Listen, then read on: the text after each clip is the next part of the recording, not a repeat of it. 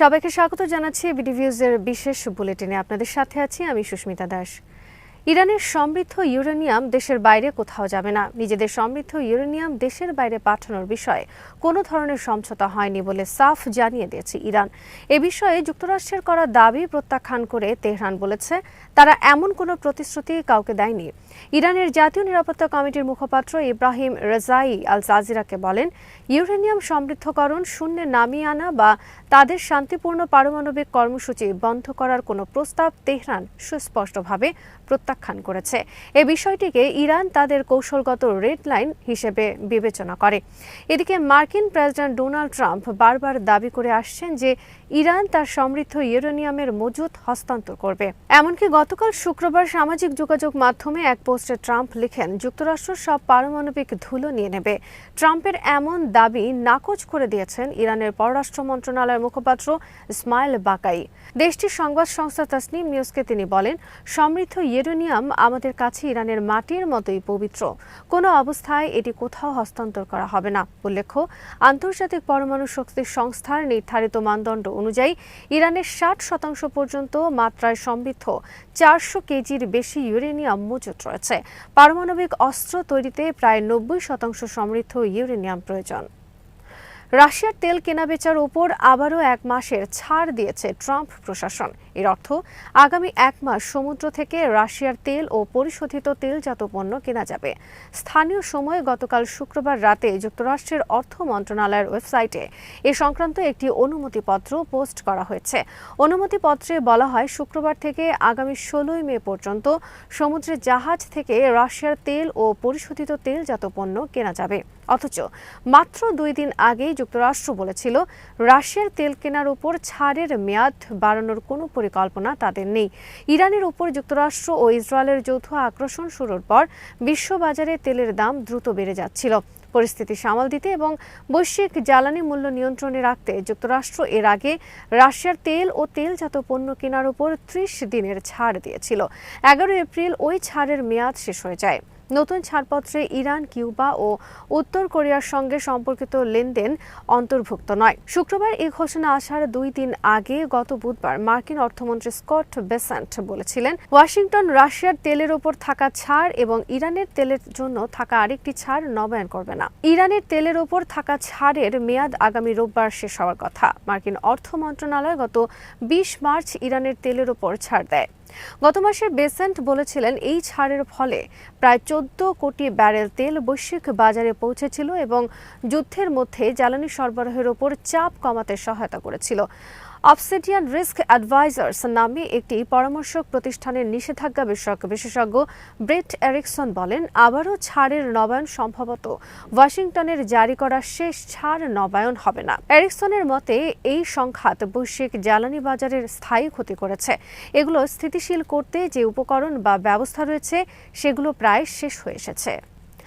Hormuz প্রণালী দিয়ে জাহাজ চলাচলের পদ্ধতি সম্পর্কে বিস্তারিত জানালো আইআরজিসি নৌবাহিনী। ইসলামিক রেভলিউশনারি গার্ড কর্পস নৌবাহিনী হরমুজ প্রণালী দিয়ে জাহাজ চলাচল নিয়ে একটি নতুন নির্দেশনা ঘোষণা করেছে। শুক্রবার প্রকাশিত এক বিবৃতিতে আইআরজিসি নৌবাহিনীর কমান্ড জানায়, প্রণালীতে চলাচলের জন্য নতুন কিছু নিয়ম নির্ধারণ করা হয়েছে। নতুন নির্দেশনা অনুযায়ী বেসামরিক জাহাজগুলোকে শুধুমাত্র ইরানের নির্ধারিত পথ দিয়ে চলাচল করতে হবে। সামরিক জাহাজের চলাচল আগের মতোই নিষিদ্ধ থাকবে। এছাড়া যে কোনো জাহাজ চলাচলের জন্য আইআরজিসি নৌবাহিনীর অনুমতি বাধ্যতামূলক করা হয়েছে। একই সঙ্গে সব ধরনের চলাচল যুদ্ধক্ষেত্রে নির্ধারিত নিরাপত্তার সময়কাল এবং লেবাননের যুদ্ধবিরতি কার্যকর হওয়ার পরের শর্তের সঙ্গে সামঞ্জস্য রেখে পরিচালিত হবে। লেবাননে যুদ্ধবিরতি না হলে ইরান ইসরায়েলে হামলা চালানোর পরিকল্পনা করছিল। ইরানের সংবাদ সংস্থা তাসনিম নিউজ এজেন্সিকে দেওয়া এক তথ্যভিত্তিক সামরিক সূত্রের বক্তব্য অনুযায়ী লেবাননে যুদ্ধবিরতি কার্যকর না হলে ইরান গতরাতে স্থানীয় সময় রাত 8টায় ইসরায়েলের উপর হামলার পরিকল্পনা করেছিল। সূত্রটি জানায়, দীর্ঘদিন ধরে ইরানি কর্মকর্তারা মার্কিন প্রেসিডেন্ট ডোনাল্ড ট্রাম্পের প্রতিশ্রুতি অনুযায়ী লেবাননে যুদ্ধবিরতি নিশ্চিত করতে কূটনৈতিক ও রাজনৈতিক প্রচেষ্টা চালিয়ে যাচ্ছিলেন। সেই প্রচেষ্টার ফলস্বরূপ শেষ পর্যন্ত গত রাতে যুদ্ধবিরতি কার্যকর হয় এবং ইসরায়েল তা মেনে নিতে বাধ্য হয় বলে দাবি করা হয়েছিল। সূত্রটি আরও উল্লেখ করে, যদি ওই প্রতিশ্রুতি বাস্তবায়ন না হতো তাহলে ইরান সরাসরি সামরিক পদক্ষেপ নিতে প্রস্তুত ছিল। পরিকল্পনা অনুযায়ী রাত ৮টায় হামলা শুরু হওয়ার কথা ছিল। এমনকি সম্ভাব্য আক্রমণের জন্য প্রয়োজনীয় সব প্রস্তুতিও সম্পন্ন করা হয়েছিল।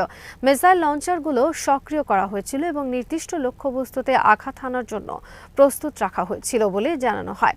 এছাড়া সূত্রটি সতর্ক করে দেয় যে যুদ্ধবিরতির শর্ত ভঙ্গ হলে সেটিকে সম্পূর্ণ লঙ্ঘন হিসেবে বিবেচনা করা হবে। সেক্ষেত্রে ইরান আর ধৈর্য ধরবে না এবং কঠোর প্রতিক্রিয়া দেখাতে পারে। এতে আঞ্চলিক পরিস্থিতি আরও জটিল ও সংঘাতপূর্ণ হয়ে উঠতে পারে বলেও ইঙ্গিত দেওয়া হয়েছে। সামগ্রিকভাবে এই বক্তব্য থেকে বোঝা যায় যে লেবাননের যুদ্ধবিরতি বাস্তবায়ন একটি বড় ধরনের সামরিক সংঘর্ষ এড়াতে গুরুত্বপূর্ণ ভূমিকা রেখেছে। তবে একই সঙ্গে এটি স্পষ্ট করে যে পরিস্থিতি এখনও অত্যন্ত সংবেদনশীল এবং যে কোনো সময় নতুন করে উত্তেজনা সৃষ্টি হতে পারে। হরমুজ চুক্তি নিয়ে ট্রাম্পের মিথ্যাচার খণ্ডন করলেন গালিবাফ। ইরানের পার্লামেন্ট স্পিকার মোহাম্মদ বাকির গালিবাফ আজ যুক্তরাষ্ট্রের প্রেসিডেন্ট ডোনাল্ড ট্রাম্পের সাম্প্রতিক বক্তব্যকে মিথ্যা দাবি হিসেবে আখ্যা দিয়েছেন। সামাজিক যোগাযোগ মাধ্যম এক্সে দেওয়া এক পোস্টে গালিবাফ বলেন, এই মিথ্যা প্রচারণা দিয়ে তারা যুদ্ধে জিততে পারেনি, আলোচনাতেও কোনো ফল পাবে না। তিনি আরও সতর্ক করে বলেন, যতদিন ইরানের ওপর সামুদ্রিক অবরোধ চলবে ততদিন হরমুজ প্রণালী পুরোপুরি উন্মুক্ত থাকবে না। তার ভাষায়, এই প্রণালী দিয়ে জাহাজ চলাচল হবে কেবল নির্ধারিত রুটে এবং ইরানের অনুমতি সাপেক্ষে। গালিবাফ জোর দিয়ে বলেন, বাস্তব পরিস্থিতি ঠিক করে দেয় কোনো প্রণালী খোলা থাকবে কিনা, সামাজিক যোগাযোগ মাধ্যমে দেওয়া বক্তব্য নয়। অন্যদিকে ট্রাম্প দাবি করেন যে ইরান নাকি হরমুজ প্রণালী পুরোপুরি উন্মুক্ত করতে সম্মত হয়েছে এবং সেখানে স্বাভাবিকভাবে নৌ চলাচল চলছে। তবে তিনি বলেন, যুক্তরাষ্ট্রের আরোপিত নৌ অবরোধ চুক্তি পুরোপুরি সম্পন্ন না হওয়া পর্যন্ত বহাল থাকবে। ট্রাম্প আরও দাবি করেন, যুক্তরাষ্ট্র ও ইরানের মধ্যে পারমাণবিক ও আঞ্চলিক নিরাপত্তা নিয়ে একটি বিস্তৃত সমঝোতা প্রায় সম্পন্ন। তিনি নিউক্লিয়ার ডাস্ট সংগ্রহের কথাও উল্লেখ করেন, যা তিনি যুক্তরাষ্ট্রের সামরিক অভিযানের ফল হিসেবে বর্ণনা করেন। এছাড়া তিনি বলেন, ইরান সমুদ্রের মাইন অপসারণে যুক্তরাষ্ট্রের সঙ্গে কাজ করছে এবং ভবিষ্যতে তেহরান কখনো পারমাণবিক অস্ত্র অর্জন করবে না। লেবানন প্রসঙ্গে ট্রাম্প দাবি করেন, যুক্তরাষ্ট্র দেশটির স্থিতিশীলতা ফেরাতে কাজ করছে এবং হেজবুল্লাহ ইস্যুরও দ্রুত সমাধান হতে পারে। সব মিলিয়ে দুই পক্ষের বক্তব্যে স্পষ্ট বিরোধ দেখা যাচ্ছে, যা চলমান উত্তেজনা ও আলোচনার অনিশ্চয়তাকেই তুলে ধরে। ইরানের সেনাবাহিনীর কমান্ডার মেজর জেনারেল আমির হাতামি দেশের পূর্ণ সামরিক প্রস্তুতির ওপর জোর দিয়ে বলেছেন, যে কোনো হুমকি বা আগ্রাসনের জবাব দিতে সশস্ত্র বাহিনী সম্পূর্ণ প্রস্তুত ও সতর্ক রয়েছে। শুক্রবার সেনা দিবস উপলক্ষে এক বার্তায় তিনি এই মন্তব্য করেন। বার্তায় তিনি উল্লেখ করেন, ইরানের সেনাবাহিনী ইসলামী বিপ্লবের সর্বোচ্চ নেতা আলী খামেনির নির্দেশনা অনুসরণ করে এবং নিজস্ব সক্ষমতা, আধুনিক জ্ঞান ও দৃঢ় মনোবলের ওপর নির্ভর করে কাজ করছে। তিনি বলেন, দেশের নিরাপত্তা ও জনগণের শান্তি রক্ষায় সেনাবাহিনী সবসময় আত্মত্যাগে প্রস্তুত এবং একটি শক্তিশালী প্রতিরক্ষা বাহিনী হিসেবে ভূমিকা পালন করছে। হাতামি আরও জোর দিয়ে বলেন, সেনাবাহিনী দৃঢ় সংকল্প, সতর্ক দৃষ্টি এবং অদম্য ইচ্ছাশক্তি নিয়ে সবসময় প্রস্তুত রয়েছে। তার ভাষায়, ট্রিগারে আঙুল রেখে বাহিনী শত্রুর যে কোনো হুমকি বা আক্রমণের মোকাবেলায় প্রস্তুত এবং শেষ নিঃশ্বাস পর্যন্ত এই অঙ্গীকার বজায় রাখবে। তিনি ইরানের জনগণকে আশ্বস্ত করে বলেন, অতীতের মতো ভবিষ্যতেও সেনাবাহিনী শক্তভাবে এগিয়ে যাবে এবং ইসলামী বিপ্লবের উচ্চ আদর্শ বাস্তবায়নে অবিচল থাকবে। পাশাপাশি জনগণের সেবা ও দেশের সার্বভৌমত্ব রক্ষায় তারা সম্মান ও প্রতিরোধের সঙ্গে পাশে থাকবে। এই বক্তব্যে স্পষ্টভাবে তুলে ধরা হয়েছে যে ইরানের সশস্ত্র বাহিনী কেবল প্রতিরক্ষামূলক অবস্থানেই নয়, বরং যে কোনো সম্ভাব্য সংঘাতের জন্য সর্বোচ্চ প্রস্তুত অবস্থায় রয়েছে।